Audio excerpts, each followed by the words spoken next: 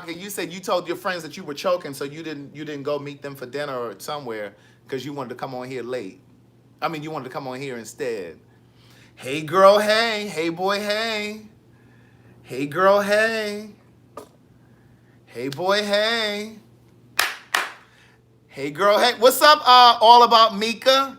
Hey Leela over in Jersey. P. Marcel, Kim Tyler, Nene Crutcher, Bobby Hodges. She's on YouTube and Facebook. Hey Marie Dixon, Keisha Henley. I don't think Facebook's sharing the video tonight. Hey Rising Star, Shakar. Hey girl, hey. Hey boy, hey. Hey Sherry Kuntz. Keon Stafford. I am not echoing. That's your cheap shit. Am I echoing to anyone else? Am I echoing? Hey Jay Reed. Am I echoing? Bianca says she decided to stay home because she wanted to come on the live.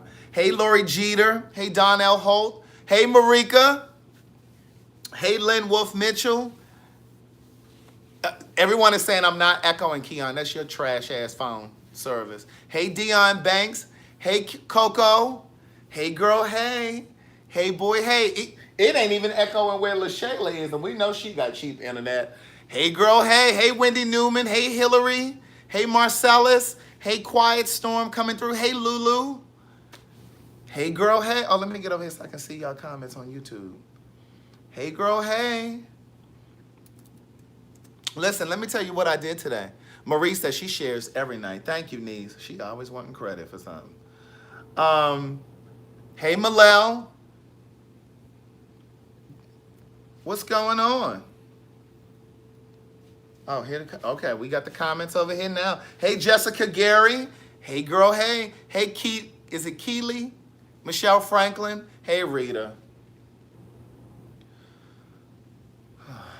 Is she in here with cigarettes? Hey, Kim Garrett, Cowgirl DC for life. Hey, Aaron. Hey, Shatan. Good day, thinkers, thought leaders, progressives, and dreamers. I'm Craig, the writer Stewart, and this is the Facebook and YouTube live versions of So Much to Say. These are my thoughts and my voice on black shit, white shit, gay shit, and everything in between. Listen, I spent the day today watching Dead to Me. I'm on the very last episode. I was almost finished. I got like 10 minutes left. That damn Keon called me. And I was like, Keon, what do you want? He said, well, you ain't on your live yet. I was just calling to talk. I said, but I'm trying to finish watching the show so I can talk to them about it. And he was just like, but Craig, I mean, we can talk for a second. I'm like, oh my God, here we go. So anyway, I still got 10 minutes left of the show to watch. So I'm going to watch it when I get off of here because he wouldn't let me finish. But what we were talking about, I'll give you a piece of what we were talking about. I have a Patreon video that I'm going to upload too. I uploaded one earlier, but I'm going to upload another one. Hey, Toria. Hey, Kiara. But Keon and I were just talking. He was asking. He said, well, what's going on with LTR? He was asking about LTR. I said, girl, I don't talk to you about him. He's like, oh, excuse me. Why you don't want? I said, because I don't talk to you about him. Like, I'm very, very, and this is good advice for you, gay men and women, gay men and heterosexual women. I don't know if the lesbiterians really talk a lot, like gossip and stuff about their relationships and stuff. They probably do.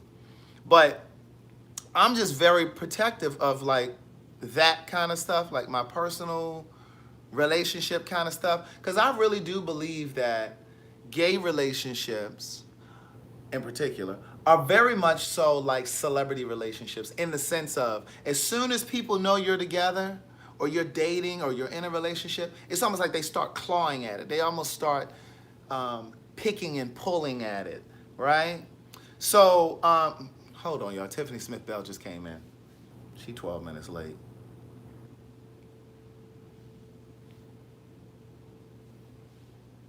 Since Tiffany is getting situated, hold on.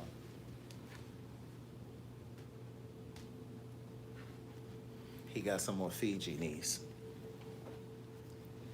I said lesbitarian. I'm just playing, it's lesbian. But lesbitarian. Hey, Marcus Smith.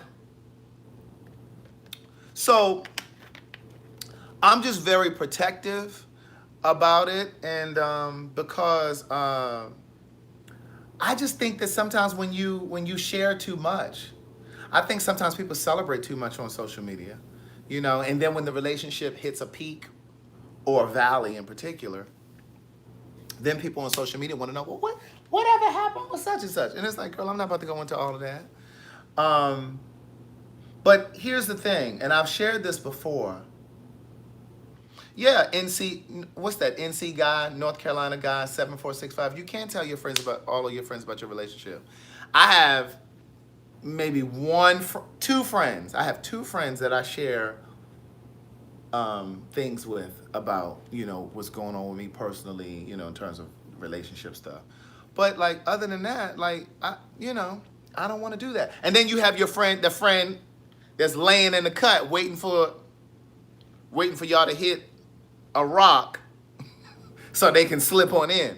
But I just personally believe, and I've believed this for a while, even since I've been on social media, because even like with my last relationship, which was like 8 years ago or however long ago it was, I really felt like I just started getting on social media like Facebook and Twitter and stuff like that, and I just don't really get into talking about or posting pictures of me and the person that I'm dating. Yeah, this is the shirt that Kwame got me. Remember I wore this one time before. He got me this shirt. But I don't get into like posting pictures. Yeah, a dating relationship is different from like a marriage or that kind of thing, something that's really serious. But I don't get into celebrating my relationship on social media, because then you get people already in my inbox, already in my DMs, and I know they already in his DMs. So it's just like, I don't need people trying to come even harder. You know what I'm saying? Because as soon as you start talking about who you're with and you start posting them, it's like they come at you harder and they come at the person you're with harder, just to try to see if they can pull you away. Oh, let's see how solid they are. Let's see if they're really together. You know what I'm saying? Let's see if they've really got a solid foundation. And so Keon was saying to me just a moment ago, he said, yeah, but you posted it on Facebook. I said, no, I did not. He said, your birthday. I said, I didn't post that on Facebook. I said, I posted my birthday dinner on my Patreon. I said, that's very different. I said, because it's a select group of people. Of course, anybody can go and subscribe if you pay your $5. But,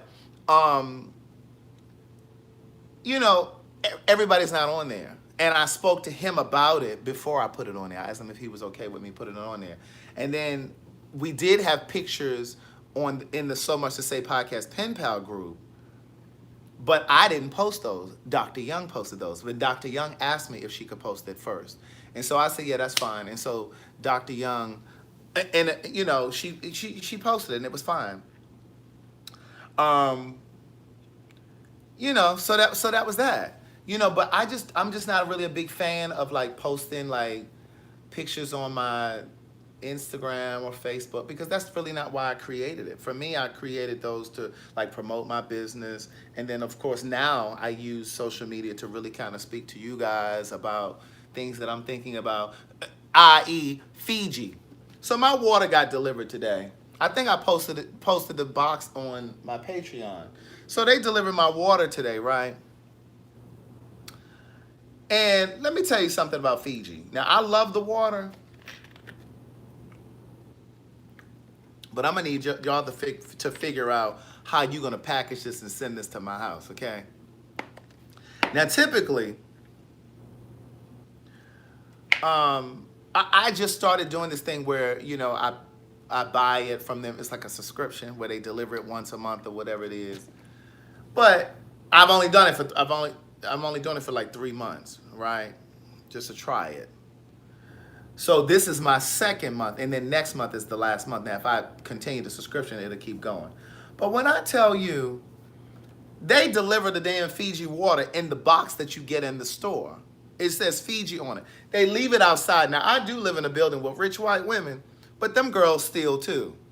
I don't need them walking up and saying, oh, Fiji, and then pick up my case of water and then walk to their own condo, and then I never see my Fiji. But that's not even really the problem for me. For me, the problem is the box was all beat up and banged up. Like it was all opened up, like it was half open and half taped up. So I kindly got on my computer and I emailed them. See, this white woman told me years ago, she said, there's a power in the pen, Craig. I was in high school, she told me that. She said, never go off and go crazy in a store. She said, especially when you're talking to people who can't give you a yes. She said, if they can't give you a yes, then they don't have the power to give you a no. She said, so don't go carrying on in a store. See, some of y'all be arguing and carrying on in the store, in customer service, right at the counter, cussing the people out, and they damn near about to call mall security on you. No. No, I ordered my Fiji directly from Fiji.com because I saw a deal that was cheaper than the ones that I saw on Amazon. But that's why I said I don't know if I'm going to do this every month, ordering a subscription through them, because I might find it cheaper somewhere else. But the point is, some of y'all go in the store and y'all be carrying on, arguing and shit. They about to have you arrested. But listen, what I'm trying to tell you is, that's not how you carry on with them. You write you a nice email to the corporate office, see what you say. Okay, I understand that you can't, that you can't assist me. If there's nothing else that you can do for me, can you please just give me the information for the regional manager, the district manager, or your corporate home, your corporate office, so I can go ahead and reach out to them. And what's your name? You get real like that. So, baby, I emailed Fiji today because that box was all beat up. Now, the first box that I ordered, it was beat up too. And so I took pictures of it because I needed my proof. And I emailed them and I embedded the pictures in my email. I took 3 pictures. And I told them, real nice. Now, even over email, you don't want to get all cantankerous and obstreperous. obstreperous. Obstreperous. You want to just be like, hi. This is you emailing. Or you might be on your phone. You're just emailing and you say, hi, yes, I am a brand new customer and I just received my second package of, my second delivery of Fiji water. And I must say that I was quite dismayed when the package came and it was, tattered and broken up and, you just explain it. And I said, I've taken, time and put in, inserted some pictures for your review, for you to, Baby, let me tell y'all about Fiji. Let me tell you about Fiji. Hold on one moment. Leela over in New Jersey is celebrating how thick my hair is becoming. Now she's a believer. But she was laughing just a few weeks ago, talking about, she was in good company though. She wasn't the only one laughing. She and a few other people were laughing because I told them about my PRP. And they laughed at how much it cost, and then I had to break it down for them and let them know that them wigs and weaves that they purchasing cost more than my PRP.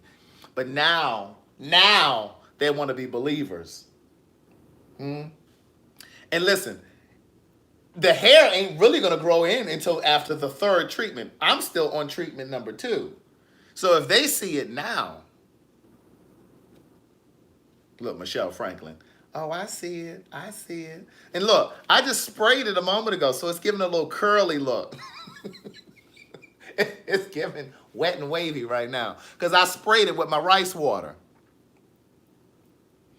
And I took Gia's advice and I put a half of a red onion or purple onion in my Vitamix and I blended it up and I put some of the juice from that in the rice water and I sprayed it in my hair. And so it's in here now. So when I get off with you all, I'm going to go over here and take a shower and, But anyway, Fiji emailed me back. Baby, when I tell you I hadn't even sat down good. Baby, when I tell you I got an automatic reply first saying we've received your such and such, such and such. Someone from our team will get back with you. Baby, shortly thereafter, they said, I got a confirmation that another case of water was coming. Another case of water was coming. And then I got an email saying, thank you for your notice. We've already shipped a new shipment of water, a new case of water to you for your inconvenience. Oh, okay, thanks. See, that's how you get results. But see, some of you, You think that the way to get results is to go in and act a fool, to act real black. Some of y'all think that you standing at the airline and you carrying on and arguing, because see, you think that if you are abrasive and aggressive, that you're going to scare the person into giving you what you need. Because see, I was very different. See, you came at me with all that kind of aggression. I made it even more difficult for you. Oh, there's nothing I could do. Yeah. Oh, there's nothing I can do to help you. What are they over here saying? What's this 7 Bambi 19? Y'all hyping Craig up. Exactly, because honey, I gave feedback on BOA survey. Oh, this is Dion Shan. She gave feedback on Bank of America survey about the guy asking my man, "Are you sure?" so many times because he wanted to add me to his bank account. So Dion went into Bank of America with her boyfriend or husband. I don't know who it is. She just said my man, and she said the teller kept saying to the man that she went into the bank with, "Are you sure you want to add her to your bank account?" And so she said something in the survey, and she says,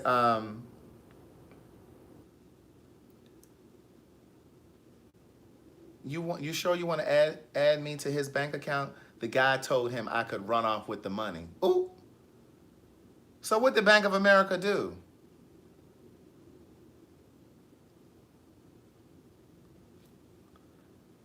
What did Bank of America do about that? What y'all saying up here on Facebook?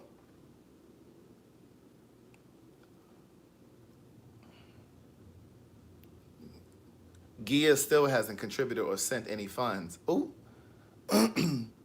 Thank you, Adriana. She said, nice wall design. Thank you very much. Yeah, the cleaning lady came today. Look at Lori Jeter talking about, can you send me your picture so I can send it to them and get me a free case of water? Girl, they're gonna need to see your previous order. She think they just gonna send her. Yeah, Lulu, they go in these places and act real ignorant, thinking that they're supposed to get results because you come in there cussing and carrying on. You don't scare nobody. Cause see, when I used to work for AT&T, it was Bell South at the time, and then it became AT&T. I used to work for the internet department,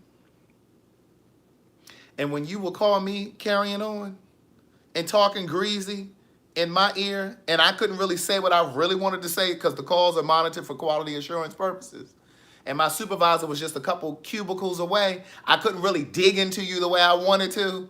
Oh, trust and believe I put in a cancellation notice for your service. I would put a cutoff note.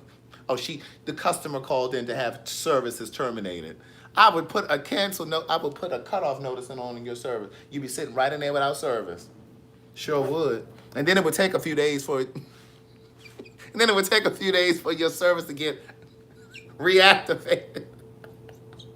Oh, okay. She want to call here cussing me out. Oh, okay. I got something for her. I got something for that ass. Oh.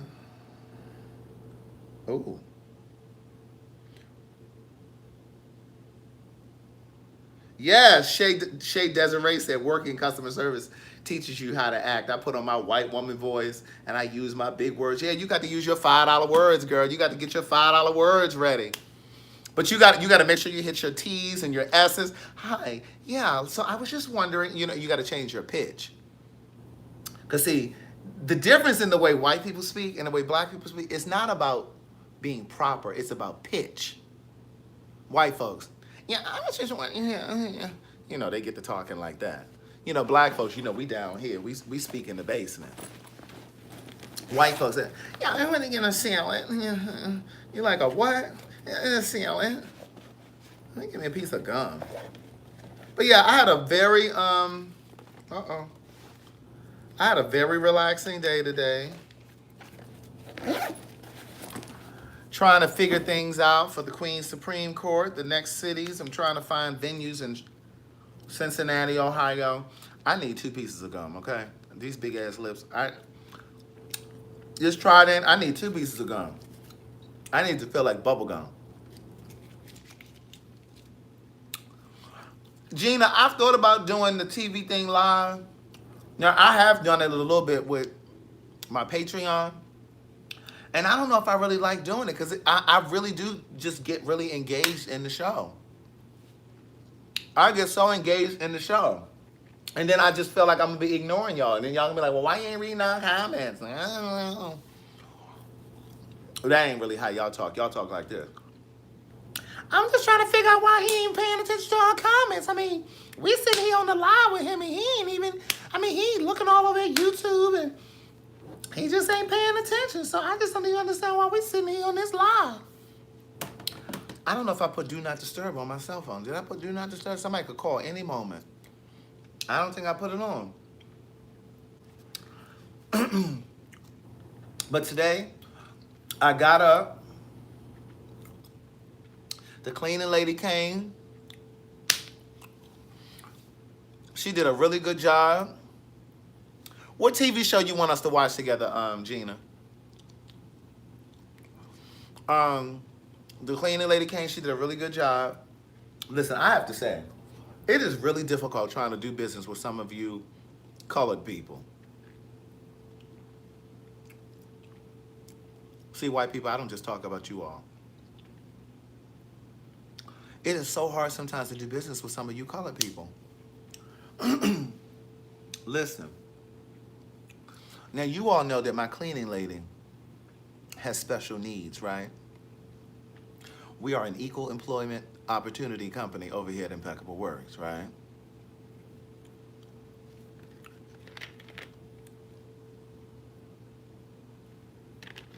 When I tell you, oh, you saw on the Patreon. On the Patreon, they got to see her today because she walked past. She does a really good job.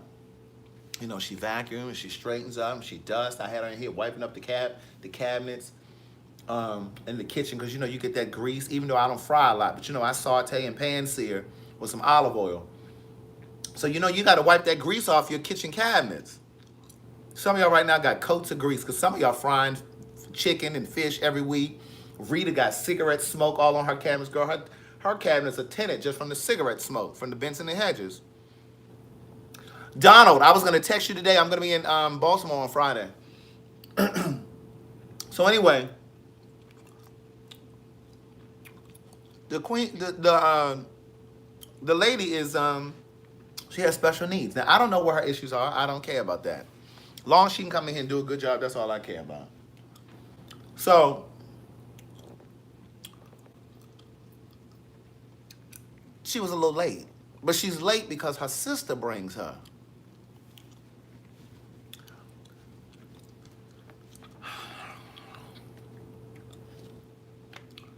She doesn't drive herself. Her sister brings her. So she came, you know, she came a little late. Sometimes I pay in cash if I have cash. I didn't have cash this time because I gave my cash to Nikki the other day when she came up here to work. So I cash app this lady. And so I have to figure out what the cash app is. So mind you, the sister brings her over here because remember their mama had a stroke a little while ago. So this kind of helps with the mama. You know, just a little extra income. Donald, this is how you pop that gum. What? The audience and Craig was the co-host, really? Michael Brown. I'll come to that next. Voice of reason. How about spit that gum out? No second chance. You ain't been on here in a while, huh? I had to cut them Negroes off too, cause see, they were some other Negroes couldn't get here when they said they were gonna be here. They would come on a different day. I'm like, this is not the day that I scheduled. But anyway, so she was a little late coming over here today, which was fine. But anyway, she was late. And so when I could figure out about what time because you know I have her in here washing clothes, she folding clothes, because you know I don't like to fold clothes. She washing clothes, she folding clothes, she's doing dishes. She ain't doing, well, she did wash a couple pots today. She emptying out trash, she mopping the floor. Like listen. Thank you, Lavene. I moved everything up this way. So I reached out to them and said, hey, she should be done by 4 p.m. 4:20, she's still sitting in here looking at me. 4:20, she's still sitting here looking at, she crossed the room from me looking at me. I'm like, I've called your sister. So I text her sister and I was like, hey,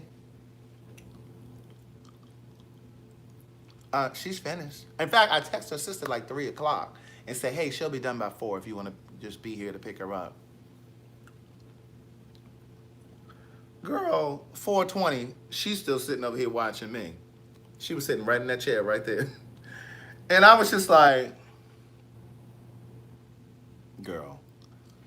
And so I texted the sister and was like, hey, I have somewhere to go at 5 o'clock. Now, I was going to go to the gym at 5. I didn't even go because the girl was still sitting here. Now, I could have left her in the lobby downstairs. But I don't like doing that. So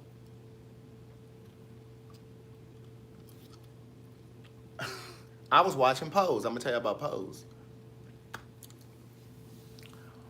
So she ends up coming. So I text the sister and was like, hey, she's finished. You know, she going to text me back talking about, well, Craig, I'm driving.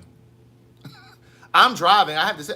And so I text back. I said, well, girl, all you had to do was reply when you came to a stop sign or to a light. Like, you act like I called you on FaceTime and I could see what you were doing. Like, why do people do that?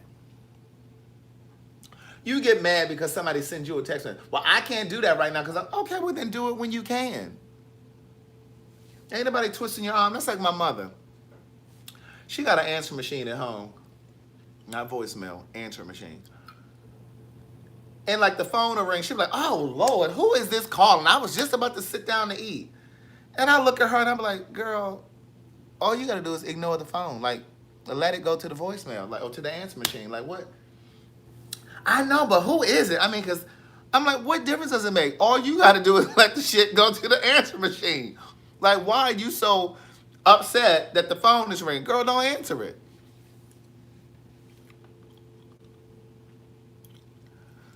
Michael Brown ain't on my Facebook.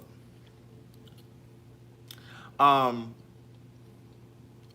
yeah, so I watched Pose.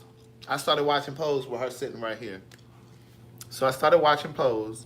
And like I said, she has special needs. So I was really kind of wondering if she knew what was going on. I wonder if she knew that they were like men or, you know, trans women. I was wondering, I was like looking at her trying to see if she was paying attention to what was going on. But all I can tell you is, what's the one's name? I can never remember her name. The one that can't act. She's horrible. What's her name? The one that's the one that on the episode last night, she was with the guy. Electra. No, she doesn't really talk. Like, she'll come and say, Mr. Craig, she'll come and say, Mr. Craig, I finished the bathroom right here. Like, she'll like come to me like she want me to look at every room after she finishes. And I'm like, oh, okay, that looks good. And when I tell you she cannot act, Electra, she's terrible. When I say she is awful, like the whole night, I'm like, why don't they make her do her lines over? Like, nobody else notices this. I don't know if they're just trying to give her a chance, but she's terrible. But I really watched it last night, and today, and it was really good. I really think that it's a great show because it really does. We've never seen anything like this show on television. A show that speaks from the perspective of a trans person, of a trans woman. Like, I don't even know a lot about trans people. You know what I'm saying? Like, the most I've learned about trans people is from working with Madison. Before that,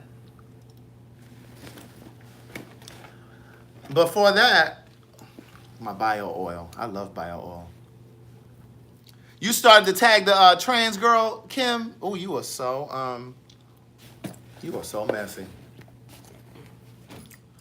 The cleaning lady ended up leaving here about 4:30, 4:40.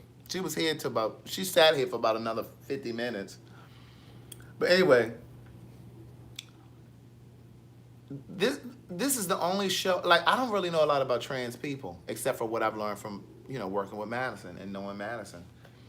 I had a trans person, a trans woman in my stage play years ago, but we didn't get as close to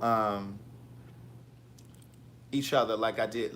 We didn't work this closely like I do with Madison. So I've learned a whole lot. And so when I watch Pose, I really get the feeling that they are actually taking real life things that some of the girls have experienced and they putting it on TV. Because this stuff is not just well written. It feels so real.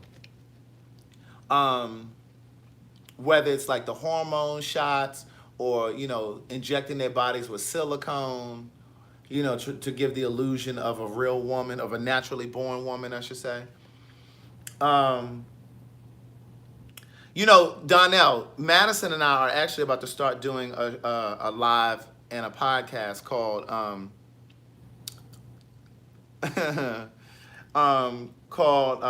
After Lunch Before Dinner. So we're gonna start doing it. It's gonna be on Wednesdays. It's gonna be on Wednesday afternoon. So I think we're gonna we're gonna do pictures. We're gonna do photos and stuff so we can start doing a flyer and post it and start promoting it. But we're gonna start. I think we're probably gonna wait until after we come in from the Dominican Republic because we are coming back from the Dominican Republic. Now I don't know about nobody else, but when I get down there, I'm not drinking no alcohol.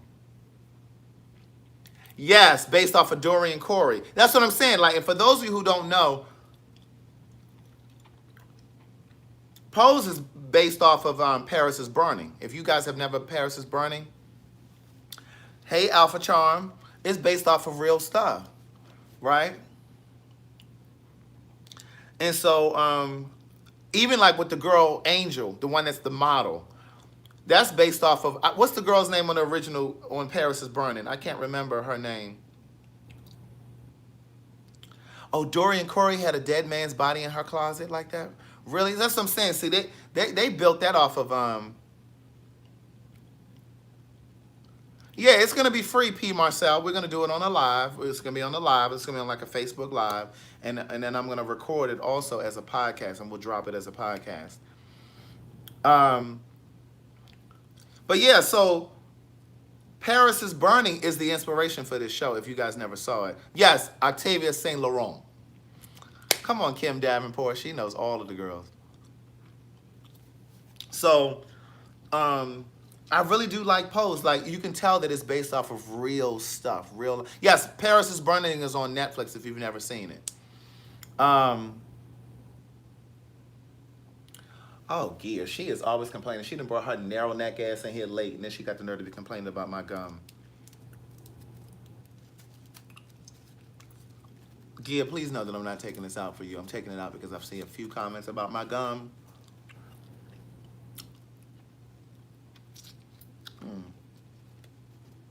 But anyway, that gum was good. The sweetness was gone. Well, it wasn't really gone. It was still kind of in there. No, that's not my new candle back there, Hope. Who gave me that candle? Is that one of the ones that Marie sent me? I don't know if that was one of the ones Marie sent me or not. I haven't burned Sydney's yet. I haven't started burning his yet. Thank you, North Carolina guy. He said my gum chewing was just fine. Mantra said, chew your gum. Damn how anybody feels about it. But no, I really do enjoy Pose because it's really going to give us insight on the trans community and the trans experience. And I think it really will help humanize trans people. Because we really get to see that they're people just like we are, And one of the things that Madison and I are going to talk about on our thing that we're about to start up before lunch, after lunch before dinner. It's called After Lunch Before Dinner. Hey, Philomena, that's my girl from over there in New Zealand. Ain't my chest sitting up high? Yes, knees. I'm doing some more push-ups when I get off of here. But one of the things that I wanted us to talk about too is I wasn't comfortable with trans people. I mean, if we're being honest, it made me nervous. I didn't understand that. I thought it was kind of weird. I thought it was kind of crazy. I thought it was kind of off. I used to feel like, I'm glad that's not my experience. You know what I'm saying? It's one thing to already be gay, but I used to be like, thank God that's not my struggle. You know what I'm saying? I used to feel like, I'm so glad that that's not my struggle. Are you stopping Facebook at 9? What do you mean, are you stopping Facebook at 9? Bianca. Um, yes, and Gina, and I think that's what Pose is going to do. I think Pose is really going to help us understand that community even more. Um, because I think the assumption is those that are outside of the LGBTQ community, I think there's this assumption that we all just know each other and we get along. And you know how, like in this day and age, we always talk about white privilege. Second chance that he or she, because I don't know if that's a male or female, there's no picture. I thought it was sexy with you chewing this gum. I did too. Oh no, I'm still gonna be doing my lives on Wednesdays, Bianca. Because Madison and I are gonna get together during the day to do that. We're gonna it's after lunch before 6. So those of you that go to work and don't really be working, you'll be able to tune in and watch. But hey Terry Williams, hey girl, hey. So I used to be nervous about trans people. I didn't understand the experience. And so I used to, I didn't understand it. And it spooked me out. It really did spook me out. Oh, did somebody send something to the Cash App? Hold on. It spooked me out. And so you could not have told me, you could have never told me a few years ago that I would be this close to a trans person, namely Madison. You know what I'm saying? And, but what I've learned is, oh, girl, she ain't sent nothing for the, oh, wait a minute. My girl Mantra sent something. Yap told me to look over there and she ain't sent nothing over here. Thank you, Yap. Mantra said $10. She said, since you people have so much to say. But you couldn't have told me. But what I've learned is my discomfort with trans people, even my discomfort with really feminine guys had more to do with my internalized homophobia. I've moved past that now. Like, I don't really, care about that kind of stuff now. But, it's a journey. You know what I'm saying? It's a journey. And, oh, okay, Second Chance said, I'm a she. Hey, girl, hey. Rita, I can't see your comments through all of the smoke. But, just like we always talk about white privilege and how white folks need to use their privilege to level the playing field with people of color. Well, there's also privilege in the gay community. There's privilege when you are a gay man and you can move through the world and people not clock you as gay. There's privilege even in the trans community, trans women in particular, women that can pass as real women. Because there are trans women who resort to prostitution because they can't go work in a bank because they look like men. You understand what I'm saying? So there's privilege in any community if you really take time to think about it. And I know for me, and I talk about this in my first book, when I first moved to Atlanta, I was writing for a theater company. And of course, where you have theater company, you have gay men. And so, baby, when I tell you I was not out and I was not comfortable, I had not been with a guy before. And, the little gay boys in the theater company, they, because the kid stays in season, so they were all attracted to me and stuff. I wasn't trying to toot my own horn, but beep, beep. But, but no, seriously. But they used to be like looking at me. I was a new face. And they used to try to, Lynette said my voice is dragging. Girl, that's your inner neck. That's your inner neck. Carla James, sit down and be quiet and listen to what I'm saying.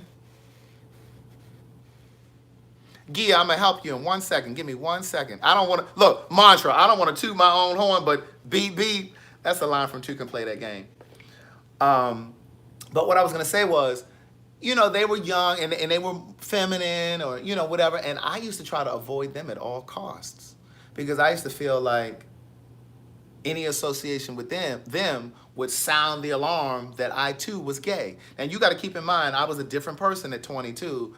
Like, there are things that I do and I say now that I would have never done or said back then. Like, I was very stiff. I was very rigid, trying to contain my sexuality and not have anybody suspect or think that I was gay, even though there were people who still thought it. But, you know, I would always try to keep myself up, you know, posture up and, you know, not really be obvious with it. So I definitely wasn't trying to talk to them.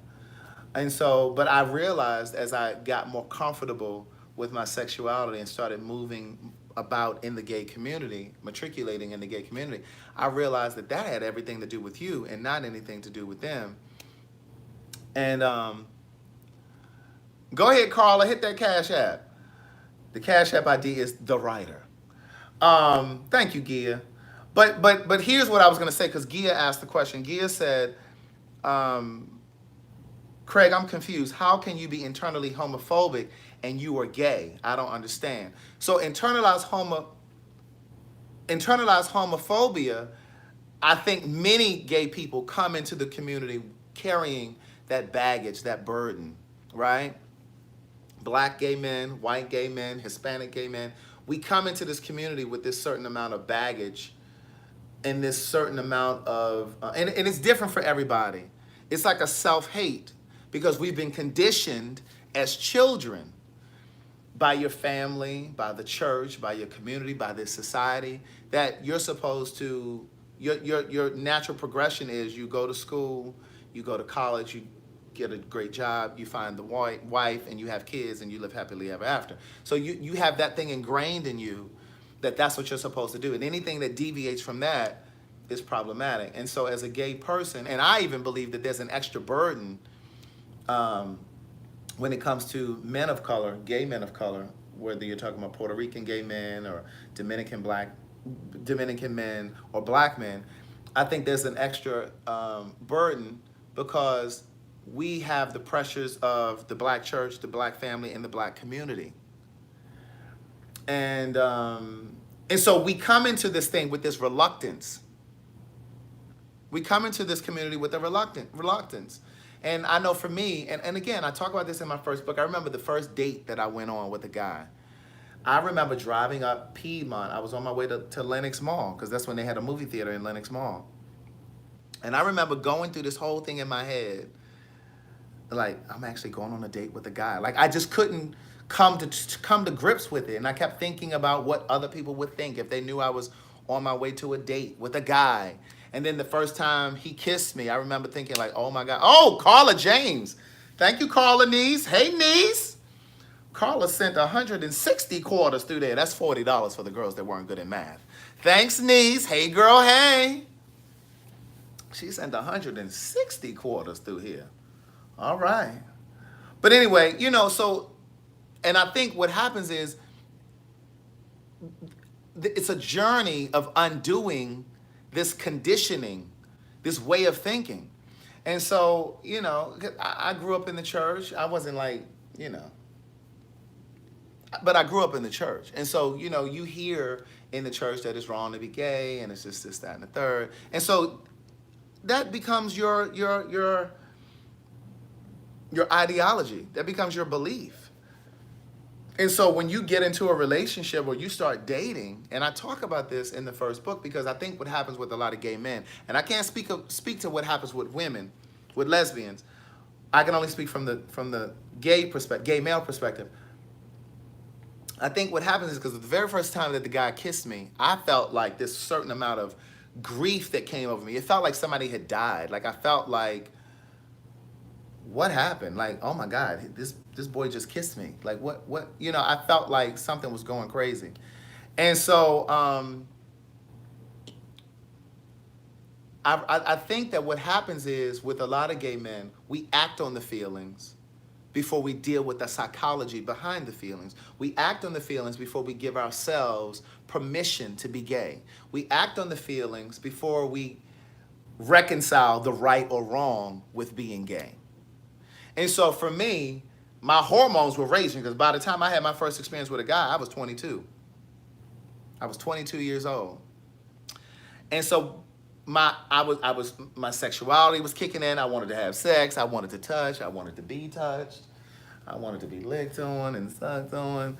And so I was ready for that experience, but I wasn't ready for the psychology that came with being gay. I was ready to to act on the feelings, but I wasn't ready to deal with the intimacy that comes with being gay. I wasn't ready to introduce him or any other man to my friends or to my family members. I wasn't ready to be seen in public. You know, so I think what happens is a lot of times we act on the feelings before we deal with the psychology before the feelings, that comes with the feelings. And I think that's why in some instances our relationships or courtships come to a screeching halt. Because I was in a relationship, this is back in this had to be like 2000 or 2001. And I remember dating this guy, and D'Antoine said, I still won't hold my husband's hand in public. And see, he's married. He got a whole husband. But see, there's something in him, because I think it transcends just not wanting public affection. But I think there's something in him that still tells him that it's wrong to be gay. And that prevents him or precludes him from holding his husband's hand. And so relationships are already challenging and taxing. And so then when you have that on top of your self-loathing, this thing that you're carrying, this idea in the back of your mind that it really is wrong to be gay, like you're carrying all of that baggage on top of the normal relationship stuff. But I remember I was dating this guy in like 2000 or 2001. And he was a little older than me, because I typically dated older. But see, now that I'm 43, they come in younger for me. So I remember I had just started coming out. So I was very much so getting more and more comfortable with who I was. I was starting to explore more, you know, in terms of like fashion. Like you would have never saw me wearing this back in the day. You would have never seen me wear this. Them little tight jeans that y'all see me, them little fitted clothes that I wear now, oh, I would have never worn that back in the day. But I was at the point where I was starting to become a bit more comfortable, and I was just starting to come out of the closet. So I was like starting to blossom, right? And here this Negro was older than me, and he was still buried away in the closet. And I was just like, oh no, you're not about to pull me back into the closet. No, I'm not doing that. The reason Michelle Yates is asking why would I have not worn this shirt before? No, it's not a gay shirt, but we live in a society where we have these gender roles and we have these gender identities on things. We think that pink is for girls. So there are grown men that won't wear a pink shirt. I don't give a damn. I'll wear a pink shirt. Pink actually looks really good on my skin tone. But, you know, like certain things I just wouldn't wear because, you know, like heterosexual men in the UK wear shoes with a short heel. But let a man over here in the United States walk around with a heel on. Y'all looking at him like, is he gay? Girl, y'all barely can handle straight men getting manicures and pedicures. There's the answer. Y'all think that certain things make you gay. Girl, no, he just cares about the health of his feet. So he's going to get a pedicure. Well, he's supposed to walk around with layers upon layers of dry skin on his ankles so you don't think he's gay? What kind of foolishness is that? So it's just those kind of things. So again, we have these things where we associate shit with sexuality, which has nothing to do with it at all. But I remember dating this guy, and right, we assigned gender to colors and toys, and you know, and this is why I illustrated the point the other week about Queen Sugar. Remember we were talking about Queen Sugar, and I was saying to you guys, I love the way that they use the baby doll, the doll that Blue, the little boy, plays with on the show. They use that doll as a proxy. They use that doll as a proxy to really have a conversation about sexuality and gender identity. Just because, and I said to you guys, I don't think that little boy is gay. They're not using that doll to tell you or to foreshadow that he's gonna be gay. The little boy is not gay. They're showing you that this little boy is playing with this doll because of his connection to his mother, A, and they were trying to address this whole thing about gender identity and gender roles. Just because a little boy plays with a doll doesn't mean he's gonna be gay.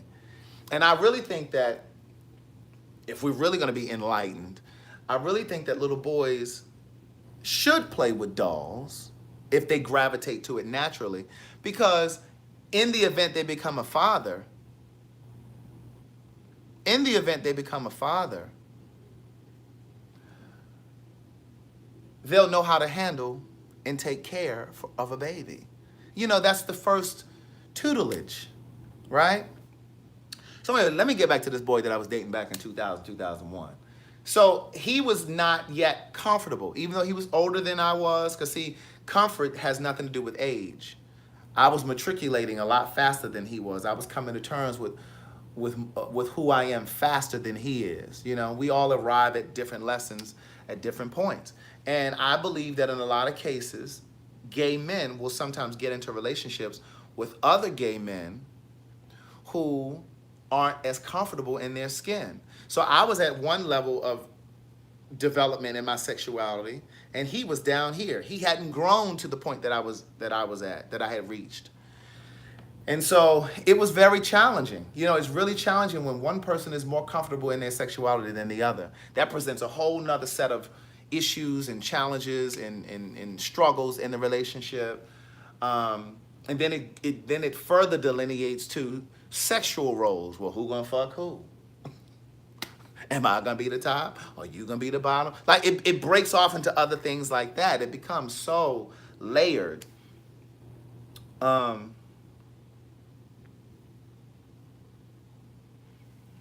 Oh, Gina, I appreciate that.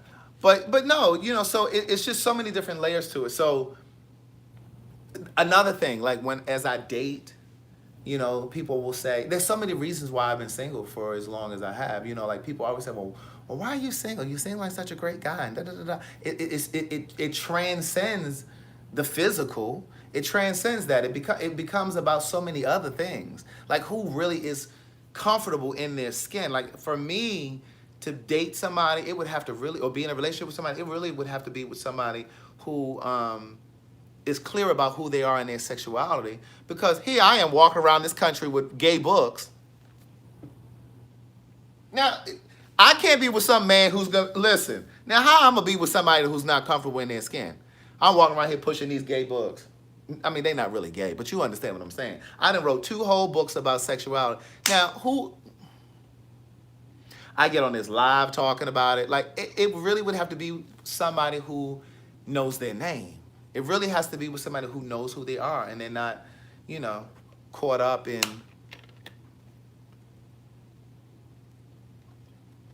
Mecca. He must know his name. So, you know, there's so many layers to it.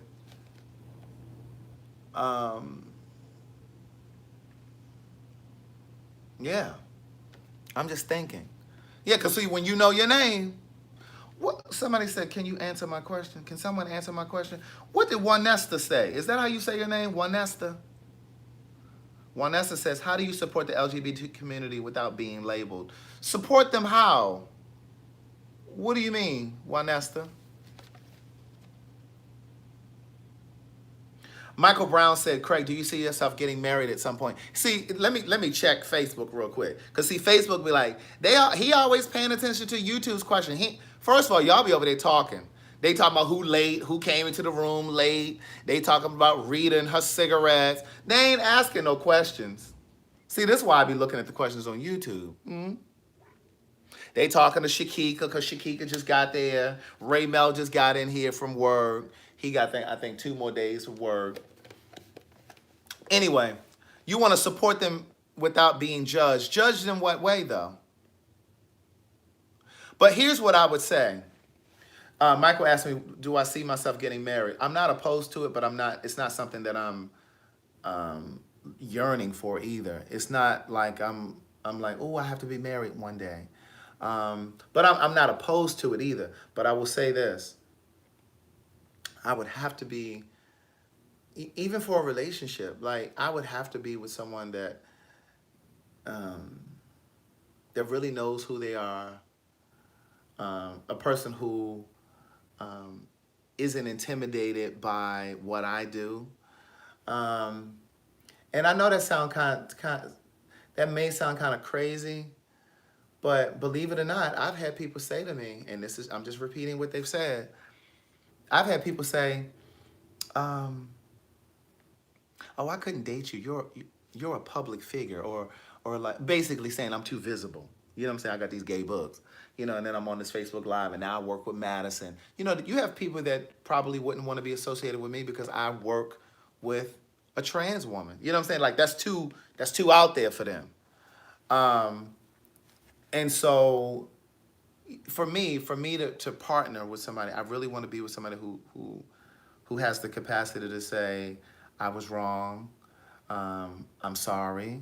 You know, the ability to apologize, to admit fault, to not wait for me to always patch things up when we fall apart. It's not about blame. It's not about who's wrong or who's right. It really is about being with somebody who has the emotional maturity to say, listen, I don't give a damn who's right or who's wrong. I care about us getting through this hump. I want us to get past this hump. Because if your goal is to win an argument, it's at the expense of the relationship. It could be at the expense of the relationship. Um, so I'm trying to help young men about being gay without being called a lesbian. Oh, girl, don't worry about that. I would, I wouldn't, I wouldn't worry about that. I think that you just have to focus on your intention, and your intention always rises above anything else. But so I just think that for me to get married, it would have to be somebody that I really um, spent time with, a considerable amount of time with, and really got to know. Because I'm gonna tell you something, and this is not a stereotype. This is just real life, child. And I know this is not specific or exclusive to gay men, but what I will say is, because straight people get into relationships and they don't last either. The relationships last as long as they're supposed to. But with respect to gay men, I think that sometimes we just want to be loved, and we shoot the gun, we shoot that bullet so quickly, and we jump into something so quick because we just want, we just want that feeling. It's like, girl, no. I've been there, done that in my 20s. I'm not doing all of that. So it's just like I really would have to get to know a person and really understand that, and really feel and believe that our relationship is going to be our project. I want whoever I'm with to understand what I do. Believe it or not, there are people that are intimidated by, um, people can be intimidated by your education. They can be intimidated by your success. They can be intimidated because you own your house and stuff, and they don't own a house yet. You know what I mean? So it's like, as I've become more visible, people can be intimidated by that. You understand what I'm saying? And some people's ego can't handle that. Your light. Sometimes people get, they can't handle your light. Sometimes your light is too bright. And they have to know who they are. They really have to know who they are, and they have to love their life, and to not be intimidated or feel threatened by what I do or my life. Because, and I'm just illustrating a point. I really am illustrating. I joke and play a lot, but I'm really just illustrating a point when I say this. I don't want you to think that I'm being cocky or being funny. But as I've become more visible, and be doing these lives and working with Madison, that's really made me more visible. And I've shared with you guys a couple stories. Like when I've been in the airport, people have stopped. Like, it's to the point now people stop me pretty regularly. And I was at the Jazz Festival a couple weeks ago, and 3 women stopped me. I wasn't even there I wasn't there 30 minutes. 3 people stopped me. Oh my God, I know who you are. Can I take a picture? Like, I've been in Whole Foods. Somebody stopped me and said, oh my God, I know your voice. You know what I'm saying? So everybody can't handle that. Like, if I'm really with somebody, they would have to be able to handle that and not feel threatened by that, or feel like, you know what I'm saying? Some people, they need the shine. They need the shine too. And if they feel like you outshine them, like I had that problem before. And this is long before I had written a book or anything like that. I had only written my play some years ago. This was some years ago, and I had done my play. But I was dating a guy. And when I tell you, he was the editor of a magazine, 2 magazines, right? And so he knew people in the industry, and he was a mover and shaker in the city, in Atlanta and stuff like that. But baby, every now and then we would go out. And somebody would be like, oh my God, I love you. I loved your play and da-da-da-da. He didn't like when I got shine too. Everybody can't handle that. Some people, sometimes you can get in a relationship with somebody and they can celebrate you and they're so proud of you. I want somebody that's really going to be proud of the work that I do, because I want to be proud of the work that you do. You know what I'm saying? I want to be with somebody who really is excited about what I've built for myself. Like, I didn't have a publishing house behind me. You know what I'm saying? Like, I did this shit on my own, and that's what I try to encourage you guys to do. Because I know there are people like that are watching me. You have visions. You see yourself doing things. You see yourself running your business. You see yourself producing music or writing for television, or you can see that shit clearly. And there's a quote in my third book, and the reason why I put that quote, it's like the second quote that I wrote in that book. Your imagination is God's proof that it's possible. In other words, if you can see it, you can have it. And so you can see, and that the same way you see that stuff, this is how I saw it years ago. I saw all of this happening. I didn't know I was writing books, because I never imagined writing books. I never saw it. I never envisioned that. I never expected that. But I did see myself talking to large crowds of people. I envisioned all of that. I just didn't know how it was going to come to pass. And so what I'm telling you is, you see yourself doing it. So I saw myself doing it, and the fact that I went out there and I made that shit happen, and that's what I keep telling you guys. You can do it. Whatever it is, it's a process. It's a this didn't happen overnight. This didn't happen overnight. You understand what I'm saying to you? But if you can see it, baby, that's half the battle. If you can see yourself doing it, you're halfway there. All you have to do now is to put it in motion. And so I would have to be with somebody who is just like, damn, my baby did that. My baby did that. Like, he produced his own, he put his own books out. You know what I'm saying? He got that shit popping. You understand what I'm saying? Like, you want to be with somebody who's going to celebrate you and not be threatened or intimidated by what you do. You understand what I'm saying? And I've dated people who expected me to be cocky. Now, you know I joke when I come on here and I say to y'all, you know, there are times that I'm joking with you guys. But when I'm meeting somebody and I'm dating somebody, I'm very, very muted or humble in the sense where I'm not sitting around talking about, oh yeah, you know, I got 3 books, and like, I don't do all of that. I'm very, very, oh yeah, I have 3.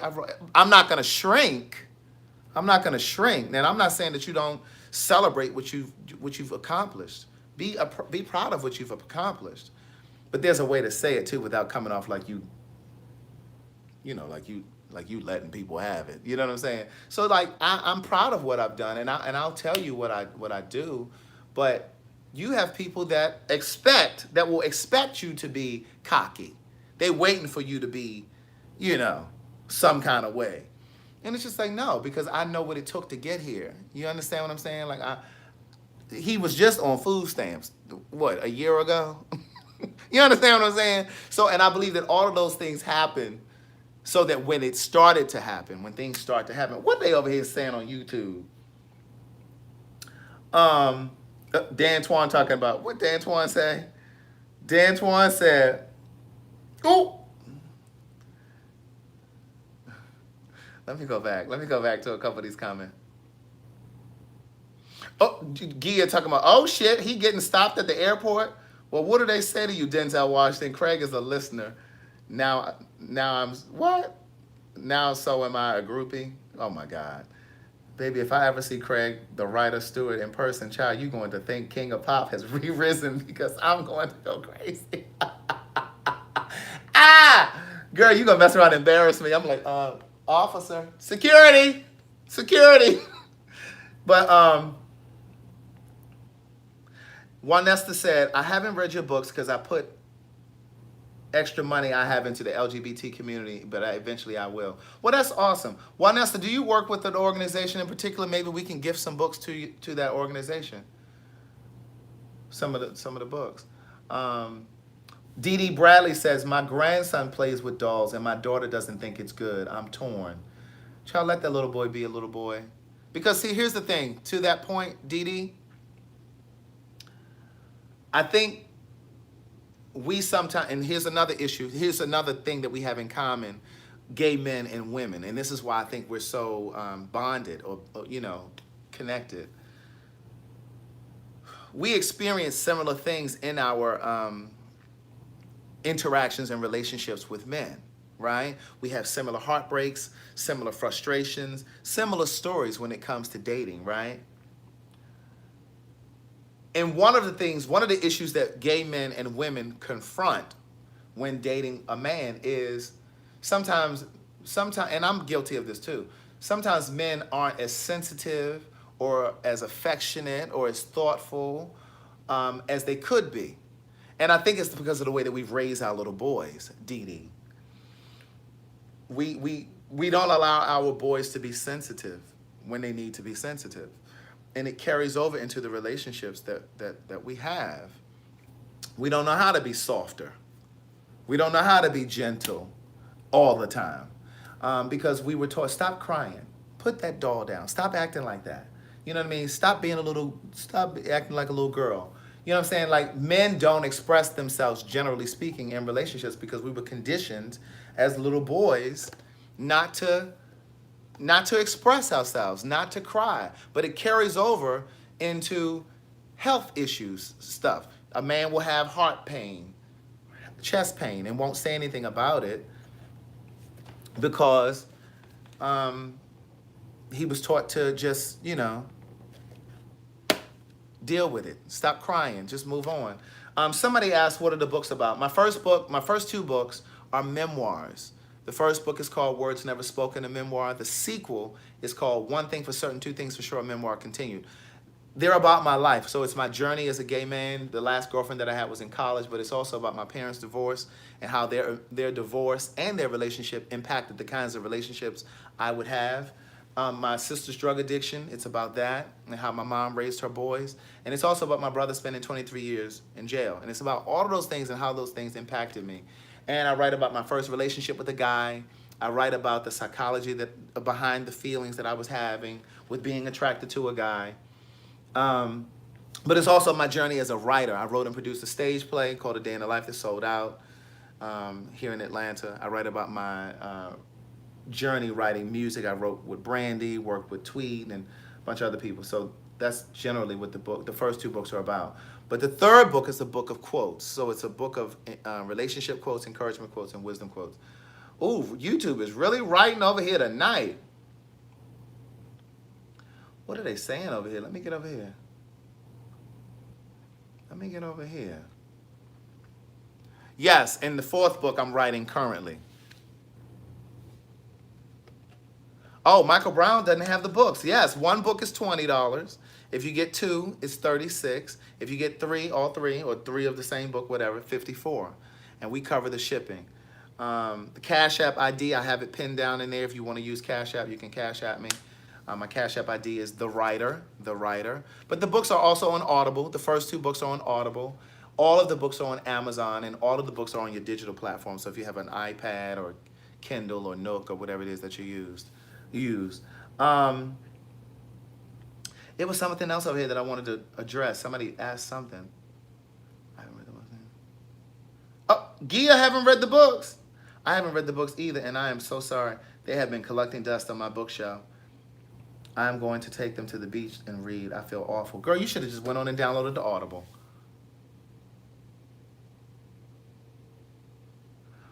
Craig, I think we should take a little time from dating and focus on your work. And you are a very attractive man. You are very intelligent and have a lot of swag. The world is going to want you. Oh, thank you, Gina. Gina, he was supposed to move to Dallas so I could get him married. I know several men he'd like. Miss Scouting Pro. She trying to matchmake me. And then I'm going to watch Queen Sugar as soon as I get off here. Like, I don't want you to wait for your payday. You should be able to just have the books. Would you like me to gift them to you? Oh, Gia is gifting books to Michael Brown. It looks like it. Let's see. D'Antoine is gifting books to Juanestra. Juanestra, are you in there still on YouTube?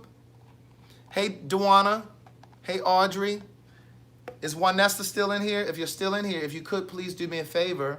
And yeah, YouTube is gifting tonight. Hey girl, hey. One Nestra, if you're still in here, if you could please email me your shipping address. My email is pinned over there in the comments, but my email address is bookthewriter@gmail. Email me your shipping address. I need a physical address. I'm actually shipping books tomorrow. I need a physical address because we ship P.O. Box. I mean, we ship FedEx, and they don't ship to P.O. boxes. So if you could please, and I'm going to sign the books and ship them to you on behalf of Dan Twan. Thank you, Dan Twan. Is Michael Brown still here? Thank you, but I would love to support Craig in his dream. But yeah, so that's kind of how I feel about it. But there's so many layers. And so like some of you ask me, look, how many books am I going to write? I don't know. But what I will say to you is my goal now is to write for television. That's really what I want to do. The way that Pose is impacting, like I've been taking a stab at television. One of the things that I don't know if I've ever really talked about this on here, but I was working with Suzanne DePass for a while. Suzanne DePass is credited with discovering Michael Jackson. And she is in partnership with Wendy Williams. They produce some film and television projects and all that kind of stuff. So she and I were producing, well, she was executive producer and I was a writer on a project. And it hasn't seen the day of light. Now, I don't know if it's going to actually come. Yes, Michelle Yates, I definitely need to hit that that New York Times bestsellers list. But Deborah Moore says, hey, Craig, how are you when I see you on the TV and everything else go off? You are so inspiring. Love you, man. Thank you so much, Deborah. But yeah, I would love to write for television, but nothing ever happened with that project. But that's the vision that I have now. I see myself writing for television. I want to actually have a television show that comes on weekly. Yes, I sign all of the books, Michael. When you purchase through me, I sign all of the books, and I include a bookmark. The bookmarks look like the cover of each of the books. So yes, I do.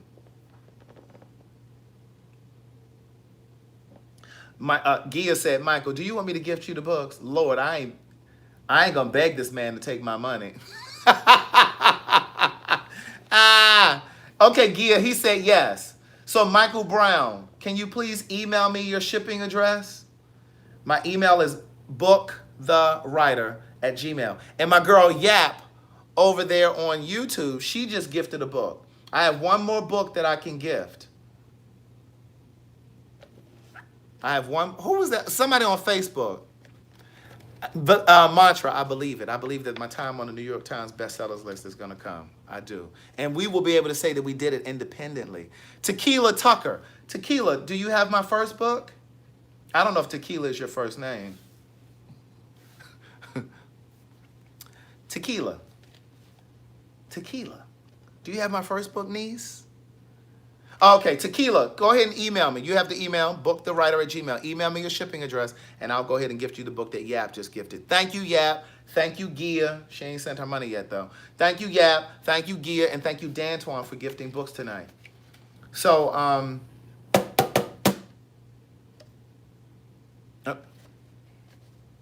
look at Tiffany Smith Bell. Y'all a mess. But I'm going to go ahead and watch Queen Sugar tonight so I can have a... So I can have something to discuss tomorrow. Keon will be here tomorrow. Keon will be here tomorrow.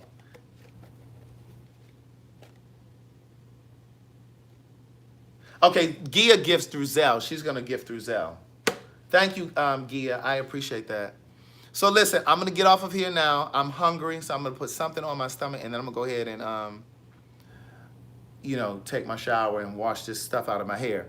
But here's the thing. What I will know, Michelle Yates, I will not forget you guys when I blow up. What I will tell everyone, everywhere I sit down and do an interview, is that social media got me to the bestsellers list. In particular, my So Much to Say family, my so Much to Say podcast family, Facebook and YouTube. So no, that's what I will say. And I will also say, for those of you that believe that black folks don't support other black folks, that's a farce. because black folks got me here. Not to say that there aren't white folks that have bought the books, because there are. But the core of the people that got me started were black folks. You know? So that's what I will always tell. Yes, Del Rico. So Keon will be here tomorrow. Keon will be here tomorrow. We'll have a whole bunch of stuff to talk about. I'm going to definitely talk about Queen Sugar tomorrow. When does my show Married at First Sight come on? It comes on tomorrow, doesn't it? Okay, so I guess I have to talk about that on Friday. When I come on Friday, I will be in Baltimore. So listen, you guys have an amazing night. I forgot to oil pull last night, so I'm going to do it tonight. Gina Cleveland said I will be donating soon. Thank you so very much. Thank you, Carla James, for sending that through the Cash App. And Mantra, you know I appreciate you for being so consistent. I appreciate all of you for being here, even those of you that aren't in a position to send anything. That's not what this is about. I appreciate coming on here and talking to you guys. So thank you for being here. Brush your teeth, floss your teeth, brush your tongue. Brush your tongue. Where are my new people that are new? Brush your tongue, niece. Yes, please hit the like button over on YouTube. And on Facebook, hit the share button. We didn't do no whole bunch of cussing tonight, did we? For all of the fake church people. Anyway, have an amazing night. I'll see you guys tomorrow. And listen, if you can see it, you can have it, baby. Your thoughts create your destiny. Your thoughts create your destiny. And if it wasn't possible for you to have it, God wouldn't have given you the vision. All right? Yes, too legit to quit that video, that old video with Ron and me. Hilarious. All right, have an amazing night, y'all. Bye.